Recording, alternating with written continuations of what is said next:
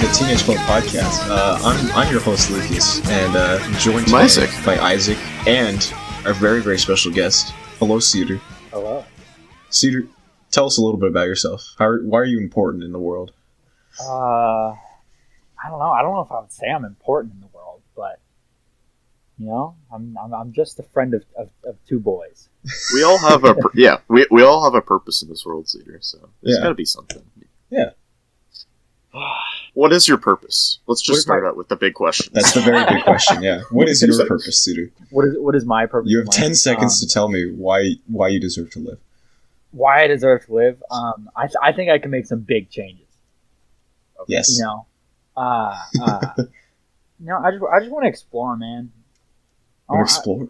Yeah. I'm thinking about archaeology. You know, maybe marine biology. I don't know. I just want to explore. What do you hope rocks and rocks underwater?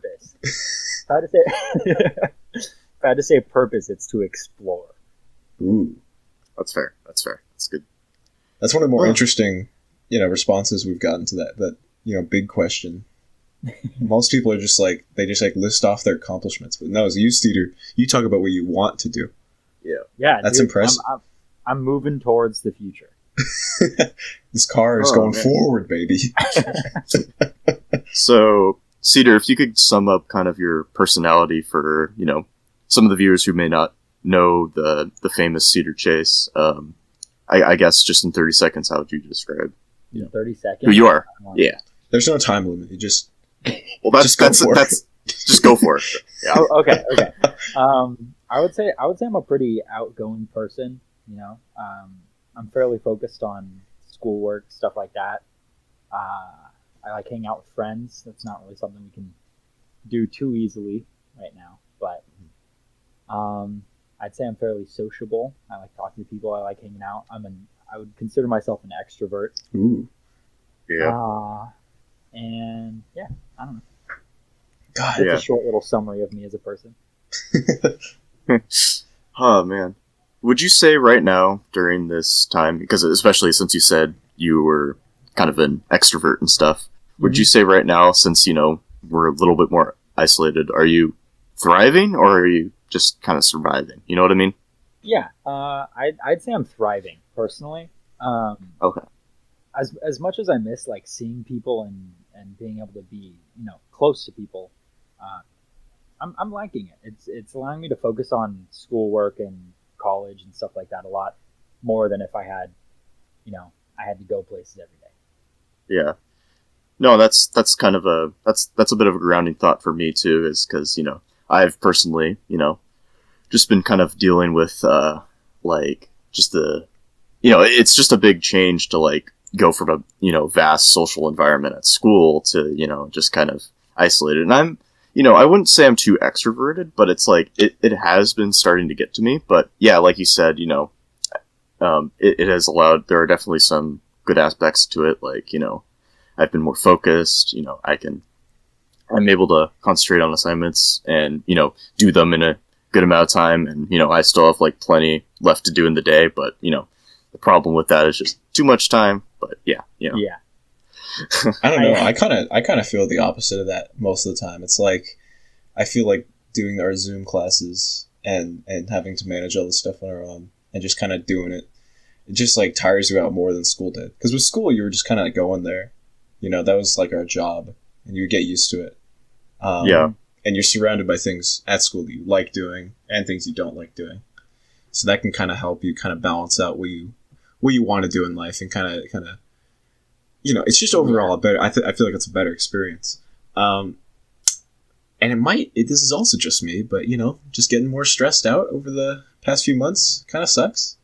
But then again, I also work a part-time job, so.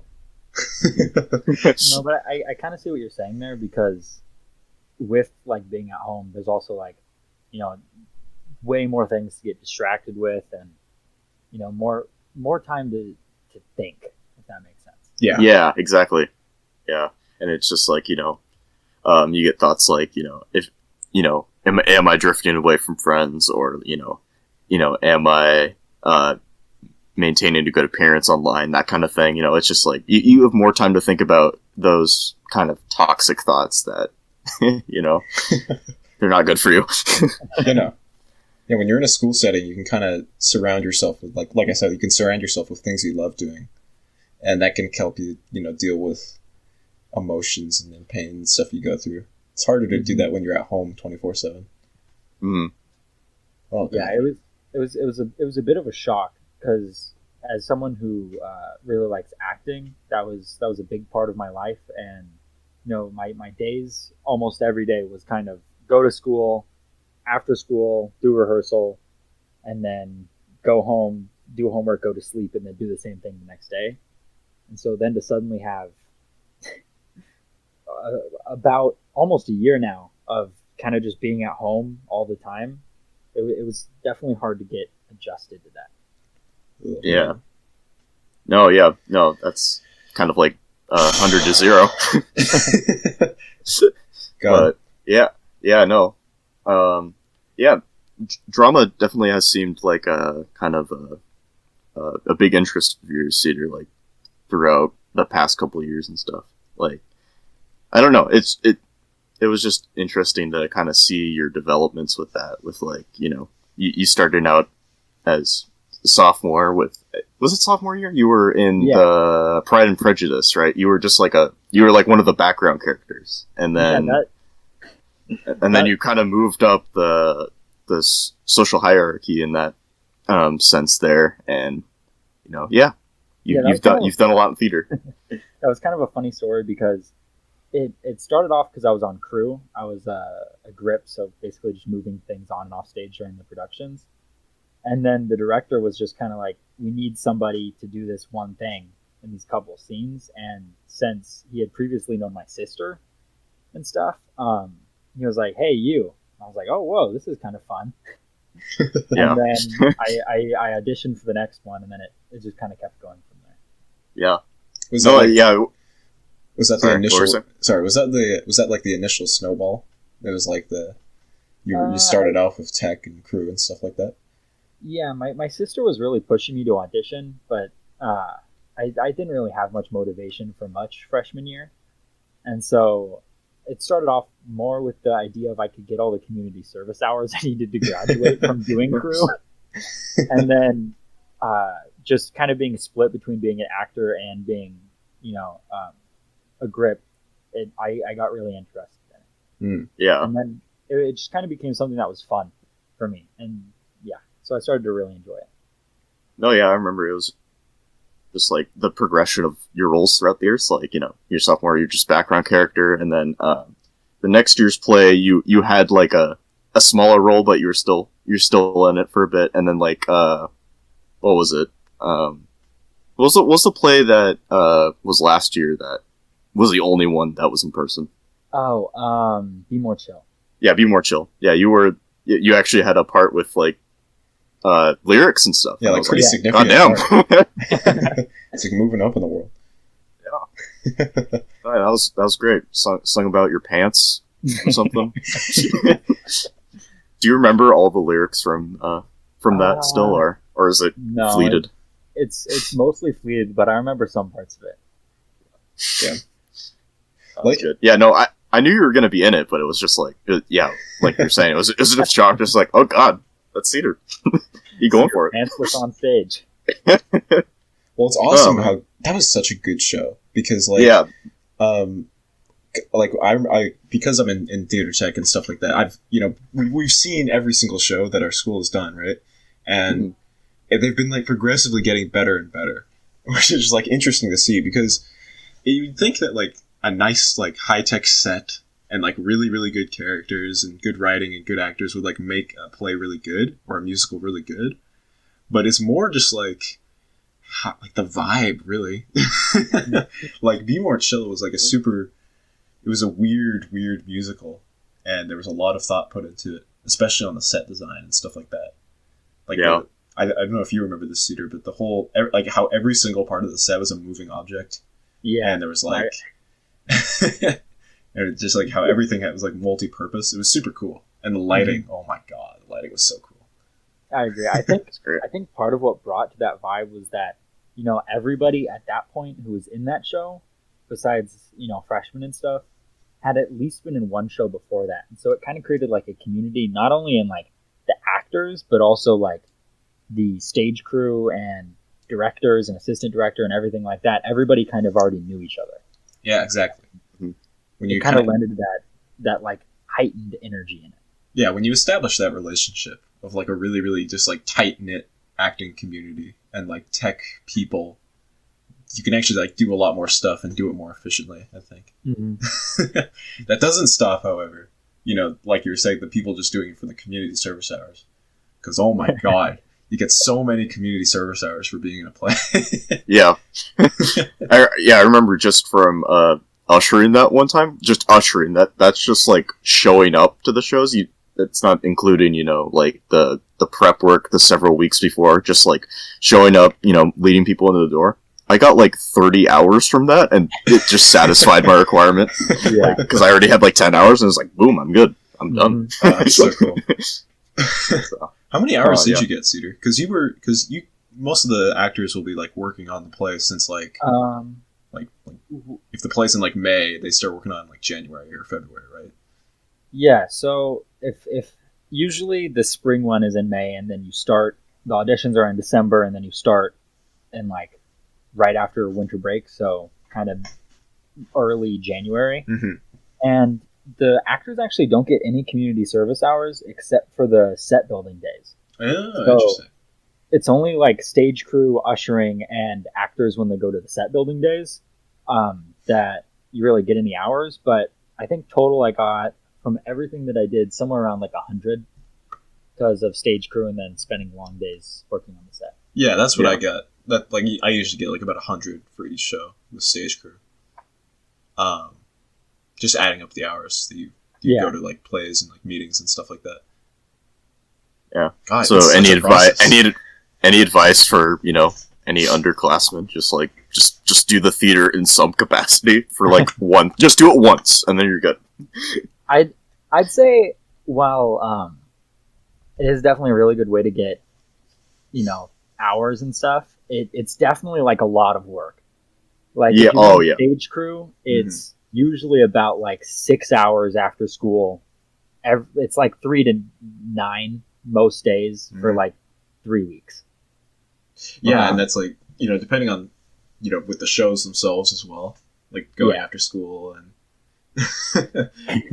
especially if you're in theater tech like class, like oh my God, you're spending like a third of your life just working on this show. Because you're building the sets during school, and after school you're doing theater tech and working on your routines and your transitions and stuff. And then you have like 3 weeks of shows after that. Yeah, it's soul sucking, but it's awesome. My biggest piece of advice is probably don't, unless you're prepared to do the work, then I guess you could do it for the hours. But I think the best thing that you should do is just do it to have fun. Because I mean, you meet a lot of people, like a lot of people when you do it. And I don't know. I was definitely in my shell kind of before that. I had friends, but it was the same friends that I'd been friends with since like, you know, elementary school. Like, I mean, Isaac, I've known you since like 5th grade. And so it was kind of a nice experience to be able to meet like, I think close to 40 other people. Man. With the cast and the crew combined for some of the bigger shows. And it's a really nice opportunity to if you're an underclassman and kind of starting high school, it's a really nice opportunity to kind of feel like you're fitting into somewhere, if that makes sense. Yeah, I guess when you're kind of in that tight-knit community for, you know, days, weeks, months, you know, it's just like it's like you have to find relationships, you know. That's just like human nature. Like when you gotta, you know, you throw yourself into the situation, and you can't just like willingly choose to block out everything around you. Like you need to just like start talking to people. Yeah. You won't do your job right. Yeah. Oh, yeah. So yeah, no, did a lot with theater. Mm-hmm. Yeah. Did a lot with the theater. It's crazy. So, yeah. Well, it's like. So. Sorry, you go, Isaac. No. Are you still on the topic? Because I was gonna move on. Okay, God. Yeah. You go. It's okay. You know, theater. I don't know if it's like an underlooked role in like extracurricular activities, but it plays such like a huge impact on like, you know, a school person's like life and the amount of hours they put into it. When you compare it to like all the other stuff that you can do after school as well, with all your extracurriculars and other stuff you could do, it's really crazy how many options there are and how much stuff you can do. Because you think about the people who, you know, play sports after school, or they're in multiple clubs, or they're doing these things, or you know, extracurriculars outside of the school district, and just like, jeez, like, where do you get your free time? And what are you doing? But yeah. Anyway, Isaac, you go now. Okay. You go to your topic. Okay, so we all know Cedar. He's a friend of the show because, you know, he came in on episode 3 with Miles, right? Yes, yes. And yeah, no, it's just I guess kind of reiterate, like, what happened? Yeah, what was that, Cedar? What happened? Because you showed up and then you're calling about the burger, right? Yeah. Okay. So it kind of started because I can't remember if I called Lucas or messaged him. I started sending him something about a burger. Yeah. And that's basically all it was. Yeah. I just started talking about like a burger to Lucas, and Lucas was like, "Get in this call," and I was like, "Oh, okay." What did we talk about when I joined? I don't remember. It was kind of we talked about trucks a lot of the time. Yeah, Oh, like talking about getting a pickup truck. Yes. No, I just wanted to comment that it was a good addition. I didn't really have anything else. Yeah, I don't know that. The whole theme of this episode is that we're interviewing Cedar, but can we like kind of brand it and like market it as like the Cedar intrusion full interview episode? Like, sure. We're interviewing the intruder who intruded. Oh, so it's like an interrogation. Yes. Yes. Yes. So why'd you do it? Yeah, why did you do it? What was the motive behind messaging me the word burger and then getting into our Discord? I don't know. I'm sorry. You broke the sacred oath of TeenageClub. I honestly thought like you knew or something, because like you almost never just like cold DM me or cold call me and just like say random stuff. So it's usually a special moment whenever you do. I think what started it was I was going to ask you something about a computer part, and then I just started talking about burgers. Wonderful.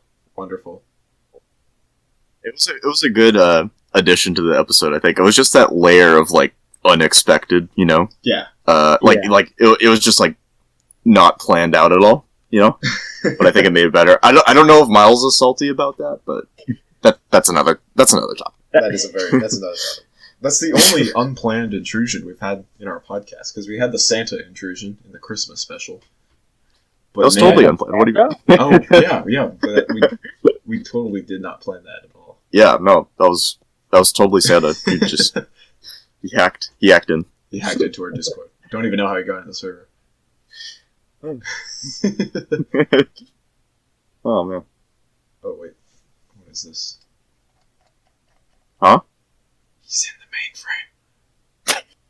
What? And coming. He's in the mainframe. I will cut out any awkward silences. So don't be. No, they're all going in. They're all going in. This is This is unedited. We're not even going to do any audio editing. We're just going to upload this audio file. just right after. No, it's like, it's not even like, it's just like an auto command. It just goes right into the cloud. Whatever we say is permanent. So no, don't say anything that'd get you in trouble. Mm-hmm. Yeah. Cedar, you're typing again. Am I allowed to say porn? Yes. Am I? Okay. Sure. Okay. Yes. Wait, what do you mean say porn?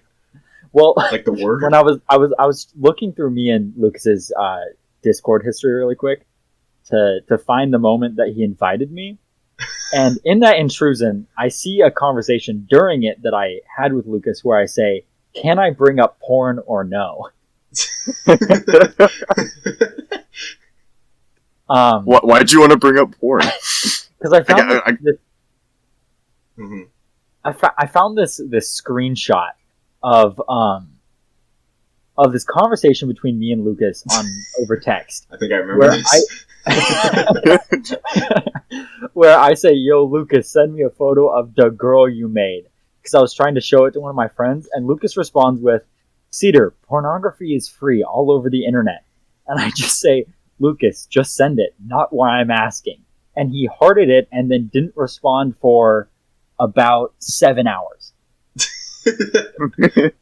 See, I communicate by hearting. That's what I do. That's like my life with Instagram DMs and texts and stuff like that.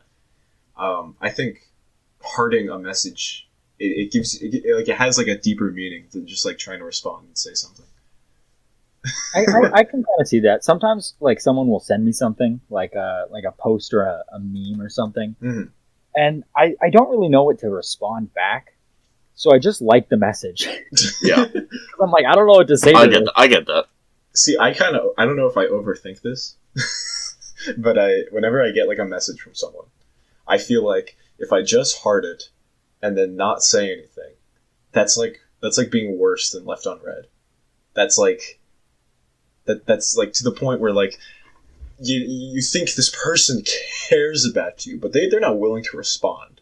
They just double tap what you said, and then they move on with their life because they don't care, you know. And so communicating by hearts, it's a learned tactic, you know, in group chats and stuff. Isaac, I haven't brought this up because I've been embarrassed to talk about it, but okay, I think we heart each other's messages too much. You think so? I think we do. I think we're prone to it. I think both of us, because I try to I like heart whatever is like, you know, like funny. You know how it's like LOL became like, you know, right? It became the embodiment of that noise, right? Yeah. And so every message that you send that makes me go, right? I just heard it. I just heard it. You know, it's just it feels like out of respect. You know, it's just like, hey, bro, I think that was kind of funny, man. You know. Do you not think it's like losing its meaning though? Because if I go into our DMs and I do the math and I figure out how many we've sent that aren't hearted, well, let's do a little in podcast check. Let's do it. Is there a TeenageClub romance going on? Yes. Maybe. Yes. I'm gonna cut out this long silence here while I find the thing I'm looking for.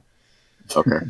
Thursday, 2:22 p.m. You sent me a story from Sean Evans of him responding to people on Twitter, getting mad at people for getting rid of one of the sauces on his game show, Hot Ones. I liked it, and I responded, I saw that on Twitter. Every guest's reaction to it is great. You hearted that. You responded after that. I hearted that. Then I responded. You hearted it. You responded again. I hearted it. I responded. You didn't heart my response after that.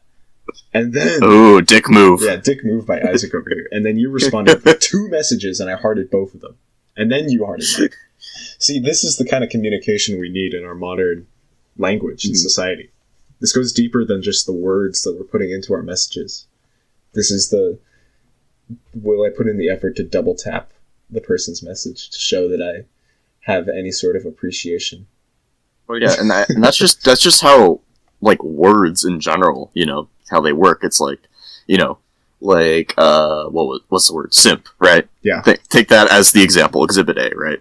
Simp, right? It's like, you know, back in, like, last year or whatever, it was, like, used, you know, for, you know, it was like, oh, you know, Mordecai's a simp, blah, blah, blah, right? Like, people were making those jokes, and, you know, just, like, simp was the funny, right? But people have used it beyond its definition, and I guess, in a sense, the definition has almost changed, just, maybe not, like, in the written dictionary, but, like, in a sense, it's, like, you know, in the culture of the internet, I guess, right? Mm-hmm. It's, like, it's just a word that's changed.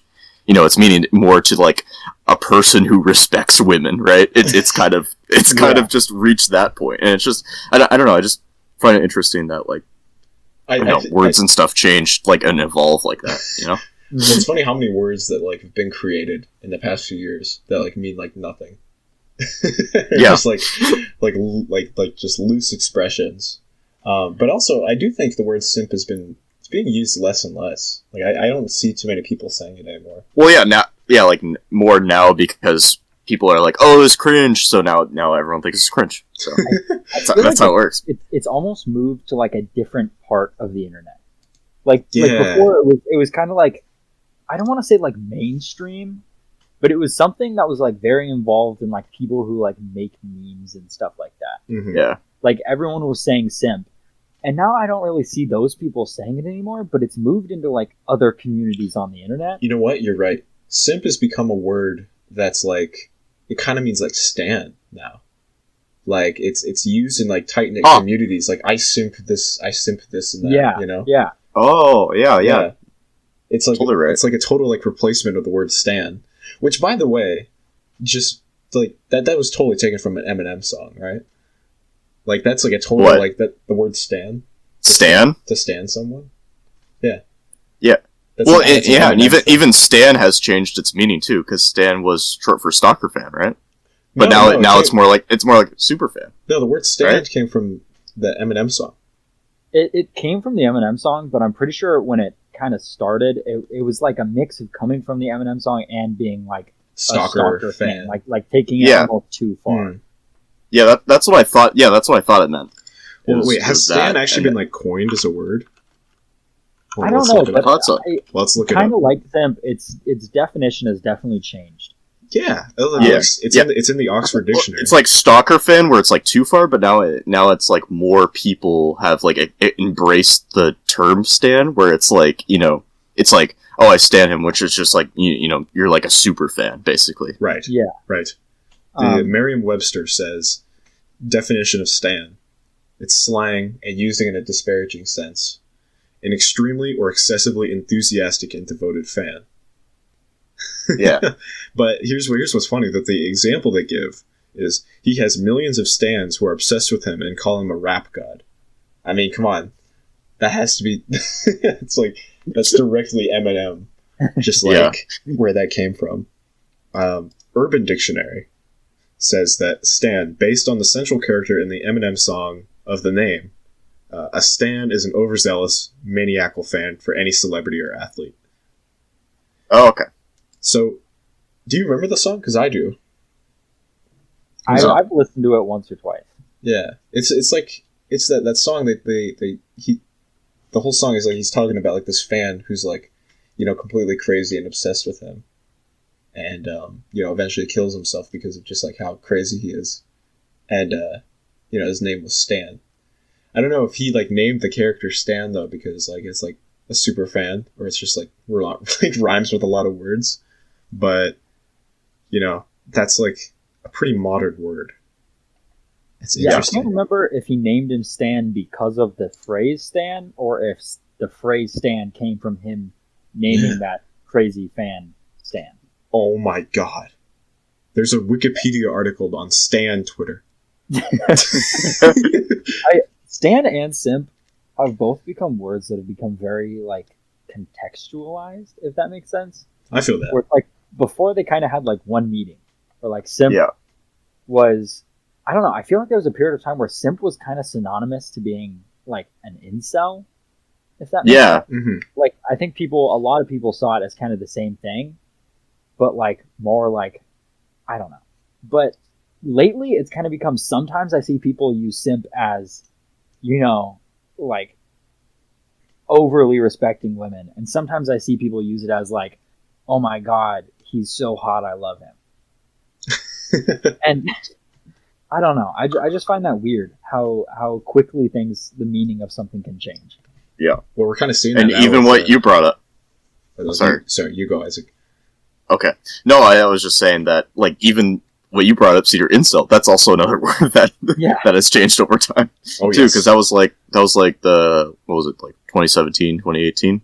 That was kind of the word. There was always a word for something like that, you know, means you like women too much. Yeah. There's, you know, it's just kind of been passed down. I wonder what the next word will be. You know? Yeah. You know, we're kind of seeing that. We're kind of seeing that now with the Wojak character. You know. Yeah. Because like the whole. Oh god, that's a whole other thing. But you know, it's kind of like a parallel, because like, you know, it's been like associated with like, you know, right-leaning 4chan culture for years and years now. Yeah. And it's always been the character in like edgy memes, kind of like Pepe as well, because it's just like, people will use them because they think it makes people upset. But like now, it's used everywhere, and there's also the alternating versions, the e-girl versions. They're evolving, yeah. I kind of like it though. Like I kind of like how it's just so different now, and it can be used in like any scenario.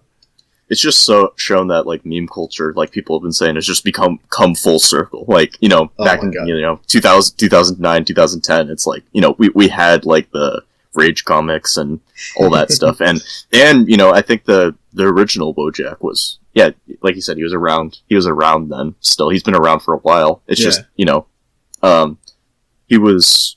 What was it? He wasn't called Wojak back then. He was called. I think he was.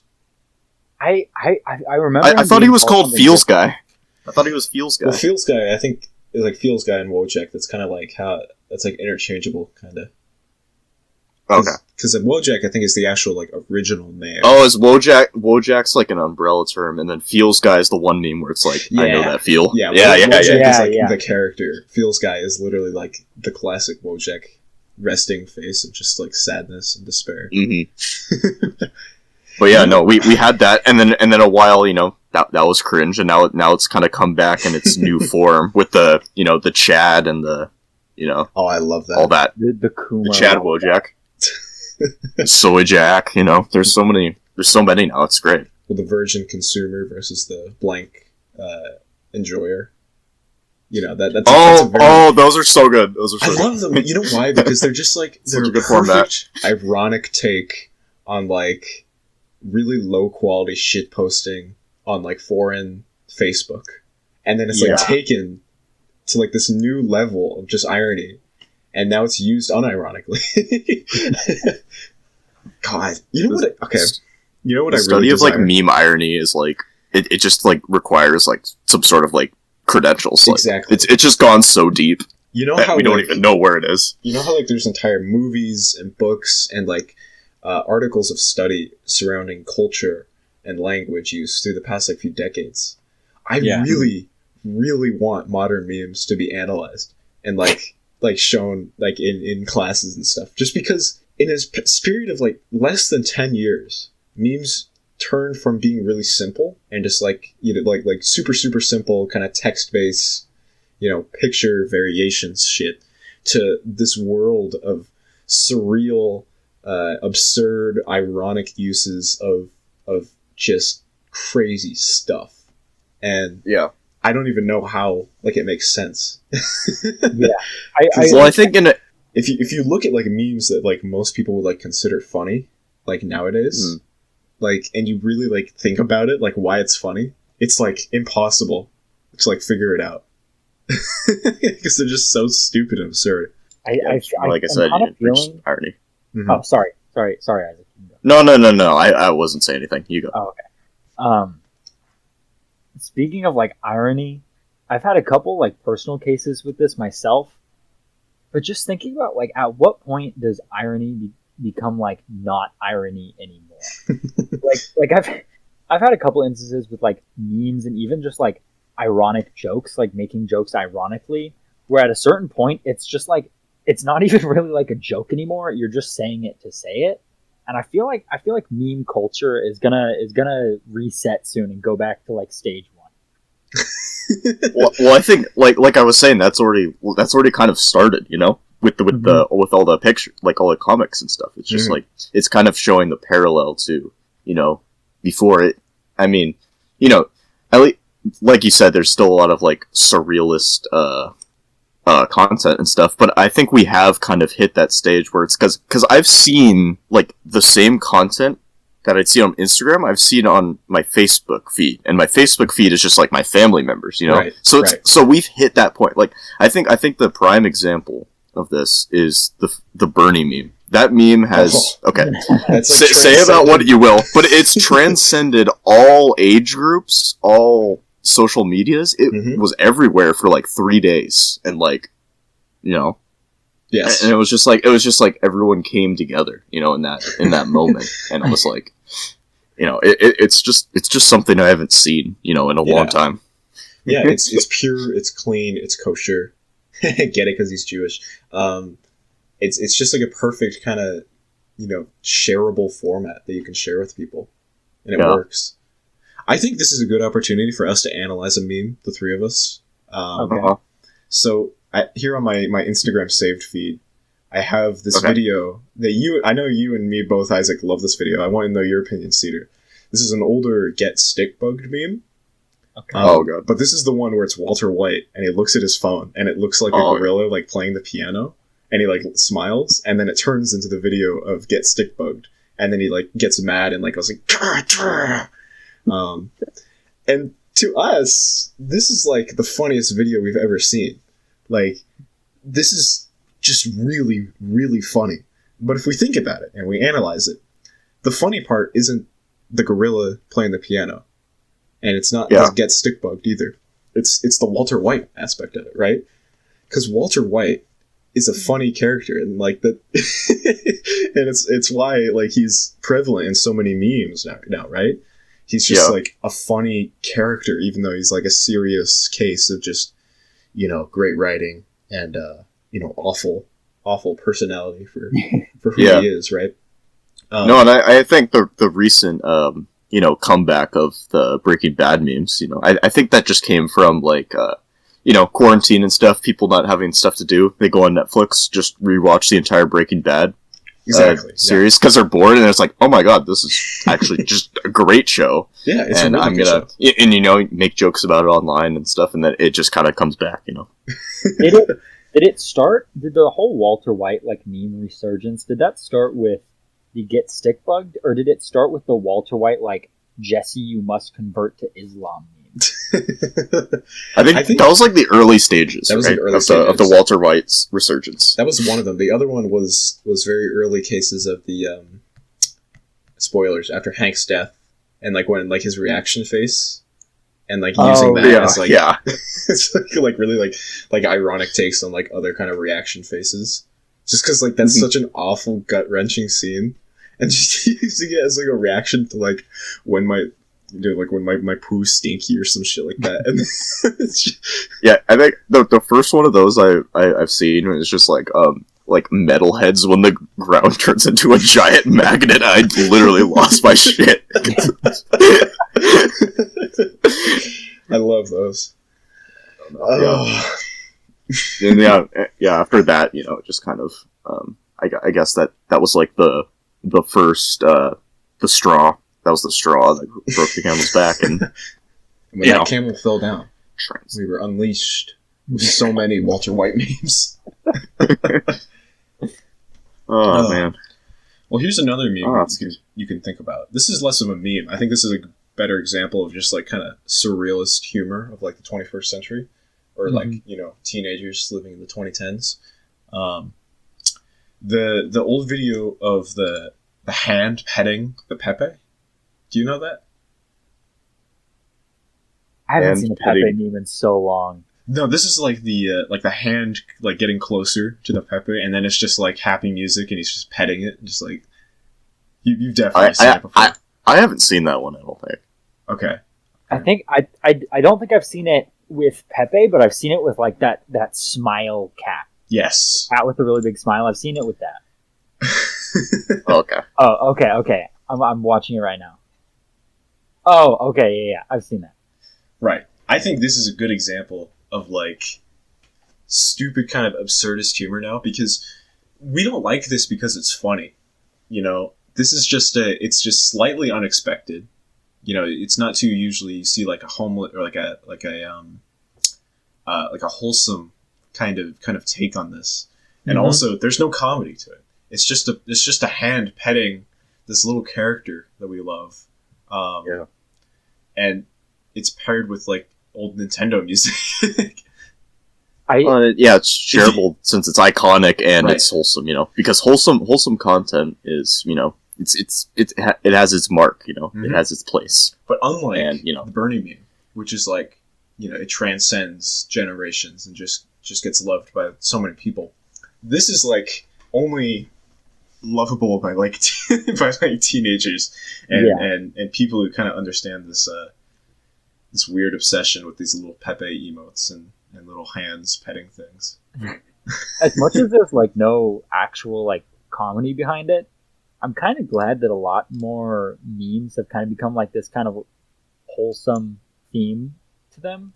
Yeah. Because I remember when memes used to be really like gory, like it was a lot of like shock factor.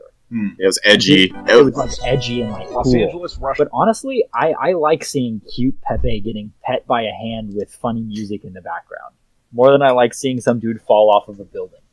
Yeah. Yeah. Yeah. Well, that was kind of like, when were those most popular? That was like 2016, 2017?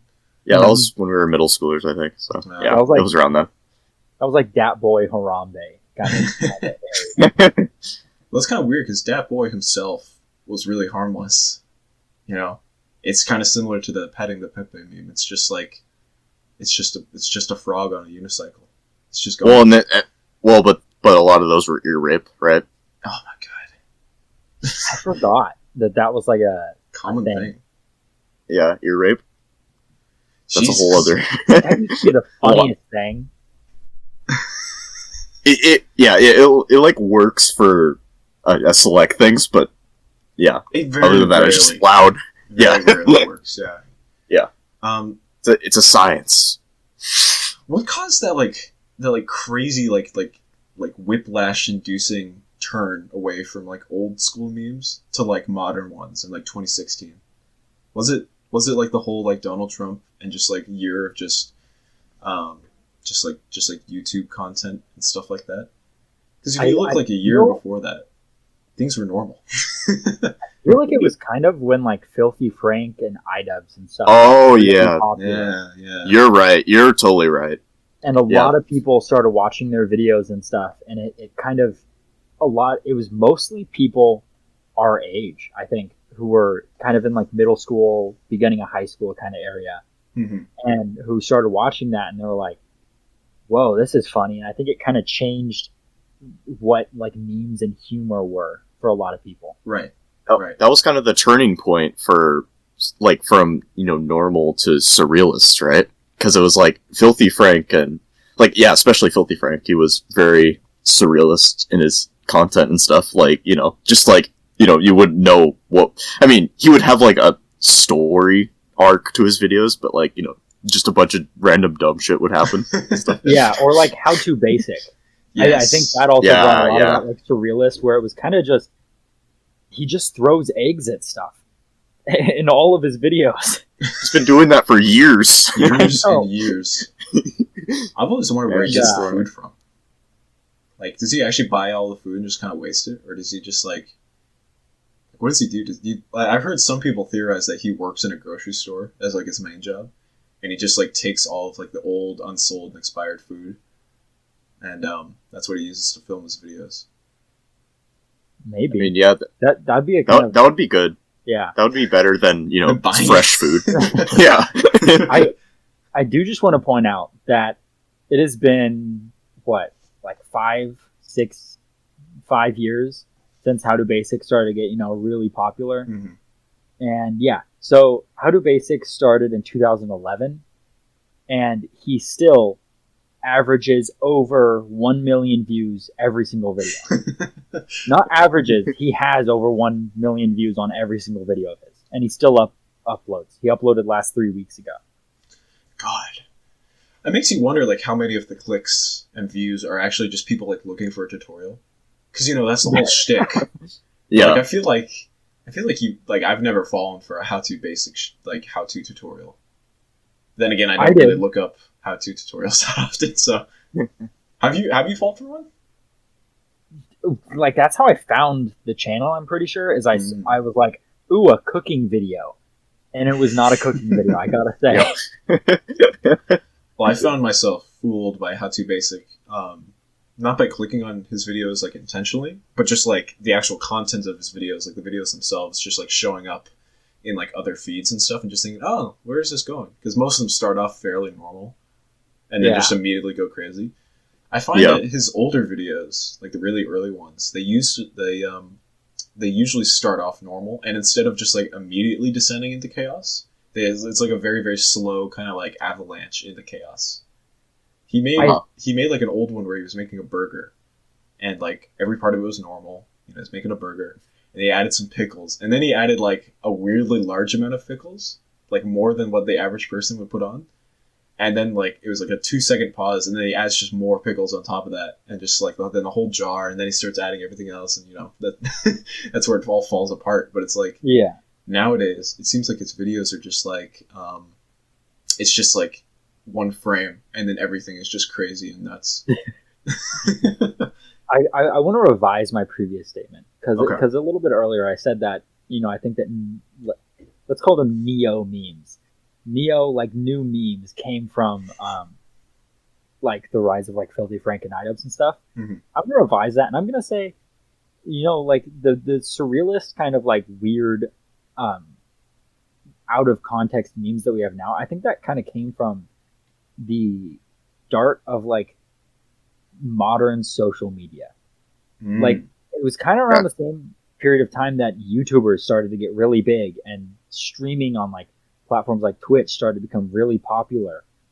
And I don't know, I just think that it opened up an avenue for a lot of people to gain a lot of followers fast. Yes. And so people started looking for like the next funny thing. What could be the next thing that would, get people? That's an interesting way of thinking about it, because I do think like especially on Twitch, things like media share and like donations and stuff like that, those had like a huge impact on like what memes were there. Because these Twitch streamers, what most of them would do that are like successful on YouTube and Twitch is that they would just edit down their streams to like the best bits and then upload that as a video. And then a lot of streamers on top of that, what they'll do is they'll just like have like their sessions where people donate stuff and they get to like play their videos and memes and stuff, and then they just edit that down as well and then upload that as like a media share compilation. And those are kind of like, you can find those from years before modern meme compilations exist, in the sense of like modern meme compilations like created by independent channels doing their own thing. Because there's always been like meme compilation channels and stuff like that. I'm talking about like channels like PewDiePie and people like that actually like going through and like watching stuff that's like funny videos. Years and years before that, it was streamers and other people just like media sharing and just like sharing the videos they find, especially on like Instagram and stuff like that. You can find tons and tons of channels on YouTube which have like 1,000 subscribers, like each, like they have like 1,000 or 2,000 subscribers, and the only reason they have that many is because they uploaded a meme which was popular on Instagram or Twitter and stuff like that, and then they upload the video to YouTube, and then people go on YouTube to find it and then comment on it or download it and stuff like that.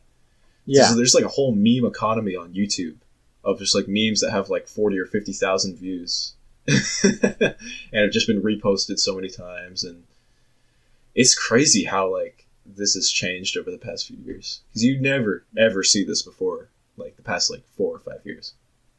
So are you basically saying, Lucas, like, I'm just trying to kind of summarize your whole point, kind of. Would you say like kind of the short form sort of content where it's just like, a 20-30 second video has kind of changed the, I guess, market or whatever for the memes and stuff that are shared around? Because like, back in the back when there's before the internet and stuff, people would just tell like, I don't know, knock jokes. Like you would have to actually like have a structure to your joke. But right. With the internet, it's like you have the ability to film stuff and shoot stuff, and I guess just find like random low quality videos for the sake of them being low quality and stuff, and just all those different aspects that go into that make it funny. Has that in a sense, I guess, changed? Is that kind of what you're saying? I think it's changed because we're not like evolving memes anymore. Like I'd say the vast majority of modern memes and things that make us laugh are just layers and layers of ironic takes on older memes. Because even like memes now, like the format of like a picture from like a movie scene or something, and then like the text above it that says like blah blah blah me, and then whatever the image is you usually see on like Twitter and stuff like that. That's super popular, but that is just like a different version of old block text memes, right? Yeah. And The thing with old block tech memes, though, and how many of those got shared around, there weren't that many formats. Like, you had a certain amount of formats and pictures you can use, and the joke of it was that you were supposed to change the text and make it applicable in your own sense, right? Yeah. But with the modern memes, there's no one format. I mean, there's formats that get used over and over again, but like, funny memes don't have to use the same format. They just use whatever they want. And usually it's some kind of ironic take on something that would make someone laugh from like 10 years ago. Usually low quality, usually doesn't make too much sense when you think about it. Usually actually physically just has low quality. Like it's a shitty, pixely, bad image because like it's been shared so many times. I mean, we see now those like, you remember those old meme formats which were like a picture and then it had like a black outline and then like white text at the bottom that would usually like caption it and say something like epic fail. Oh yeah. You remember that old school stuff? Well, now we're seeing that where that's being used ironically. Yeah. like the white text will say something like, that is not true. And then there's another one on top of that says, yes, it is, dumbass. And it's like, that's really funny. But that's just because it's funny because it's like, that's like something like a 13-year-old would post on Facebook back in like 2011, you know? Yeah. Like responding to someone or making a low quality response like that. And I think that's true for the vast majority of modern memes, aside from the really just absurd ones, which are just stupid and really funny. I guess to kind of summarize this whole like tangent we've been going on this whole episode, right? Would you say like we've dried the meme reservoir? Do you think we're going to be able to strike new gold anytime soon? Sorry, Lucas, do you want to go first? No. Okay. What I was going to say was just, I think it kind of has to do with less with the memes themselves and more with us. I think, kind of going off what I was saying earlier, but this is not really, I may be going too deep with this, but I think that like a lot of kids, right as the internet started to become more popular, a lot of kids like got on the internet. And I think that like looking back now, there's so much stuff that I used to find funny that I don't find funny anymore. But I know that people who are, how do I say this? People who are the same age as people who are like 11 now still find that kind of humor funny. And so I think it's kind of like we are growing up and kind of moving past those memes, but I think younger generations still find that like format funny, if that makes sense. Yeah. So we're in a sense passing the torch off to the younger Gen Zers, you know? Yeah. Oh man. That's just, I don't know. It's kind of weird to think about. Like, it's just weirdly symbolic and beautiful. I don't know why. See, this is why we need like historical analyzers to analyze this stuff, to like fully understand what the hell we were talking about and thinking about. I mean, like kind of going off that. I've been playing. Am I allowed to say brand names? Of course. Sure. Yeah. Okay. I've been playing, Minecraft since I was a very young age. And, yes, you can say the word Minecraft. well, I don't know how copyright laws work and stuff. Oh God, no. And then like a week or two ago, my nephew, who's I think he just turned 6, he FaceTimes me, and he's like, "Look at this sword that I made." He made a Minecraft sword out of Legos, and I don't think he's ever even played Minecraft. I think he's just built like the Minecraft Lego sets. And so he like knows what Minecraft is, but he's never played it. And I just think that's weird. Like to me as a child having played something, and now my nephew's playing it, and like is interested in it and stuff. I find that weird too, because my nephews do the exact same thing. Like they're playing a game which I remember playing in like 2012, and like experiencing like alongside everyone else as like it evolved. And now I'm the veteran. Look at me. Oh man, we're getting old. We have been through a lot together, us three. Yeah. I would say, right? Yeah. I would say so. Yeah, we've had a lot of fond memories, like New Year's 2020. Shout out. I still miss that. You want to go into that? Yeah, let's just that was the hot ones, man. The hot ones challenge. Oh my god, dude. That was so night. fun. That night is just it's just like okay. So basically, just kind of explain it. Mm-hmm. So, 2019, 2020, we had a New Year's party at Elijah's place. Like about I'd say like 10 or 11 people came over. So, good small to medium sized party, right? Yeah. And we decided, if you guys know Hot Ones, we decided to make our own spice gauntlet, basically. And Wyatt made the chicken wings and stuff. And we had like 64 wings, so we were all packed and ready. And we were gonna do like a tournament to pit each other against each other. And basically we'd go down the gauntlet, and whoever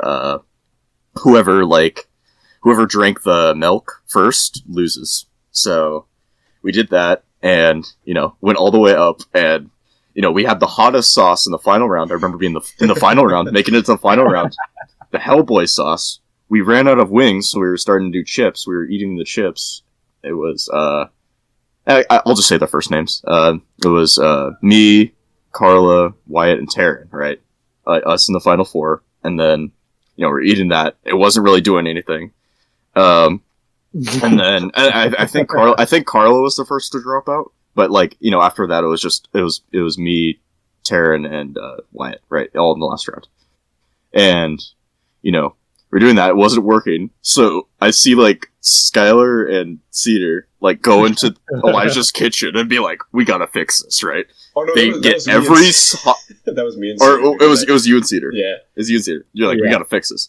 Pour every fucking sauce into the same dipping cup, and then pour it on some bread that they found in their kitchen. Plain and white be like, bread. yeah, and it was just behold the Mississippi Queen, and we had that, and we all agreed. It was like, oh god, is this gonna kill us? Because it was every hot sauce, including ones. The hottest one we had was 1.7 Scovilles, which is a lot. Probably 1.7 million Scovilles. Yeah, that's like that. 1.7 million Scovilles, and that was the hottest one after Da Bomb, which Da Bomb's a bitch, right? That was awful. And it was that one, Da Bomb, all those. We had 5 sauces on there. It was awful. Uh-huh. So it was me, Wyatt, and Taryn who had the privilege, the honor to partake in the legendary Mississippi Queen, and we all took the bite in it. I remember it was the 5 seconds after we bit into it, we were all like, nothing, this is nothing, and then it kicked me in the ass. Oh my god, dude! It was I lost. I couldn't even I didn't even feel the spice. My body just went numb and limp, and I started. I don't know if you guys remember, but I started just going fucking crazy. I took off my shirt and started screaming. And I was laughing and screaming. And and what surprised me was Taryn and Wyatt. They were they were they were reacting, but they were they were fine. They were still on their feet, and it got worse. And so it got worse, and so they had to take another bite, and then I'm pretty sure me and Lucas brought them a second piece of bread. We did. Yeah, and they did that. They were going outside, and then it was just really just an epic duel between the last two of them, because I obviously after that I was like, no way, I'm not I will actually kill myself if I have one more. But we brought them outside, and got the milk ready. We got them outside because they were sweating up a storm, and and finished it off. And I think it ended with Wyatt throwing up and saying, "I can't do this anymore." Taryn just isn't a human. That's the only reason why I lost. Taryn. Okay, so that was partially because Taryn was wanting to win the respect of Wyatt, and then also partially I saw Taryn afterwards. Taryn was physically shaking. I touched his hands. His hands were cold to the touch, and he was just shivering, shaking. He was like, "I don't know what's happening, but I feel terrible." Yeah. Yeah. It's just this weird sensation that was beyond it's beyond like description. It was almost like you were high for a second. It felt like it was just like I like almost disassociated or something. It was nuts. Well, Cedar, I told Isaac this in a direct message, but I think Taryn is just like 3 like really big rats in like a human skin, and that's why he can kind of like eat the spicy food and like still like kind of survive. And I'm just gonna say I don't know how that man's alive. I've known him since elementary school, but I've only really been friends with him since like the beginning of middle schoolish. Mm-hmm. And I watched that man learn that he was lactose intolerant and then proceed to eat so much cheese over the next year that he was no longer lactose intolerant. Like, I mean, he would eat an entire pizza and then be like, my stomach hurts so badly. And he would, I don't know how he did it. He persevered. He just like brute forced himself to not be lactose. Is that even like science? He might still be lactose intolerant, but I know for a fact that like we would have sleepovers and like whoever was hosting their mom would like buy pizza or something, and we would be like, "Oh, Terrence, should we get something else for you?" And he'd be like, "No," and he'd eat the pizza, and then like within like 2 hours he'd be like, "Dude, my stomach hurts so bad," and I'm like, "Yeah, I know, you ate pizza." Yeah. Oh man. Well, we love him anyway. Yeah, no, he's good. He's good. Continues to make us laugh. Oh man. So yeah, no, a lot of stuff we've been through, and I hope at some point, obviously not this year. We couldn't do it this year, but maybe next year or something. I want to do something like that again, like the hot wings thing, because that was just like genuinely fun. That was really fun. Yeah. Can I tell you guys a fun little story? Yes. Sure. Okay. So in the last couple of weeks, in order to spice up quarantine a bit, my family came up with this idea to do these like challenges. And so the very first one that we did, we blindfolded ourselves, and my mom ran it, and we blindfolded ourselves, and we were just given hot sauce, and we had to eat the hot sauce and guess what brand it was. And there were like, I think it was a total of like 15 hot sauces, something like that. And then last week we did another one where again we were blindfolded, and my mom just gave us drinks, like random drinks, and we had to guess what the liquids inside of them were. And I gotta say, just doing stuff like that's really fun, especially with like family. What kind of drinks were they? It was like like orange, like different kinds of juices, and then like one round was we had to moonshine. It was pure alcohol. No, one round was sodas, and one of them was Crush, and one of them was Fanta. And I was like, how is anyone supposed to get this right? Did you get it right? No, it was orange Crush and orange Fanta. Like, it's the same thing. Okay, Cedar, we don't have to bring that kind of conversation into here. The slanderous claims. I'm sorry. I think soda talk in the Teenage Club podcast is like too controversial. Is that too controversial? Between Lucas and I, we've just had like different preferences, like in as far as soda goes, I think, right? Well, Isaac, you prefer Coke over Pepsi, right? Yeah, and I prefer Dr. Pepper overall. Dr. Pepper sucks. What? It's okay. Just no. We don't get into it. It's gonna be too political. Okay. It's gonna be too political. We could talk about politics all day. I was about to say something along the lines of, I might be pushing it too far here, but are you guys like Pepsi or Coke guys? And then you answer my question for me. Yeah. I'm a very, very strong believer of the Pepsi fandom. Is there a fandom? Yeah. I'm in an IRC chat. For Pepsi. I mean, Lucas, do you play Pepsi Man? I do. You play Pepsi Man? Is there a port you can play? Yes. Okay, yes. To quickly change off this controversial topic. Yes. I have a question about playing. Isaac, I've noticed on Discord, whenever you come online, it says that you're playing Hong Kong 97. I looked that up. Yeah. And it's a Bruce Lee game. Okay, Isaac. Oh God, you're gonna have to explain this. Cedar, we need to grace you with the knowledge of Hong Kong 97. This is going to be the closing story. This is good. You gotta give the most detailed. Are we approaching time? Yes. Are we approaching? Yes. Okay. So yeah, we'll tell the closing story. As So, detailed as possible. Hong Kong 97 was made by a little mom and pop company called Happy Soft, right?